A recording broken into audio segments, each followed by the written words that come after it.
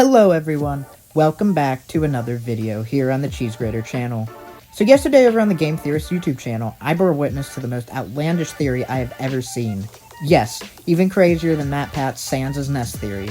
The new Game Theory host, Tom, made this claim in the most recent video. Which means, after many days of deep diving, I have done it. I have answered the question of who would win in a game of basketball, Lebron James or Mewtwo. And in a surprising turn of events, the answer is actually LeBron. So long as you're letting LeBron use all of his powers from across the various games and comics that he's been involved in. Mewtwo would just be too busy aiming at a decoy or trying to figure out where LeBron is before he could even try and dunk the ball. What? You're telling me that LeBron James, the star of Space Jam 2, can beat a literal legendary Pokémon? Granted, he does have some powers from the games and comics as mentioned in the video, but they are nowhere near enough to overtake the beast that is Mewtwo. So how did Tom make such an outlandishly hilarious miscalculation of ability? Well, in the very beginning of the video, he made one critical error by overlooking one of the most powerful aspects of a Pokémon, their moves. Now in the theory video, Tom makes the claim that TMs and HMs, the items that allow a Pokemon to learn moves outside of their original movesets, would be categorized under performance-enhancing drugs, or PEDs for short, and would therefore be banned. However, this really makes no sense when you consider what TMs and HMs are. If you look at the sprites for the TM and HM items, they appear to be discs or DVDs of some type. And what exactly is stored on a disc? No, it's not performance-enhancing substances. It is nothing other than information. These discs, whether they are shown to the Pokemon on a screen or downloaded to the Pokemon digitally, are literally the data and instructions on how to perform a new technique.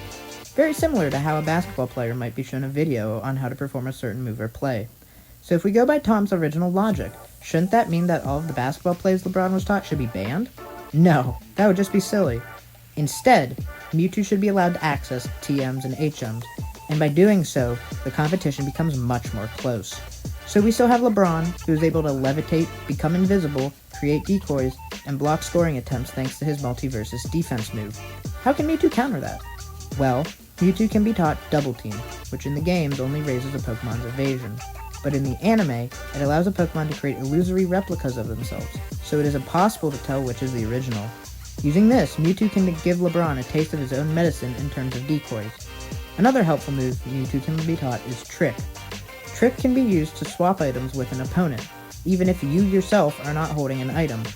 Since the real LeBron would have to get possession of the ball after Mewtwo scores, Mewtwo could use Trick on that LeBron to instantly gain back the ball before LeBron could try to go invisible or use clones.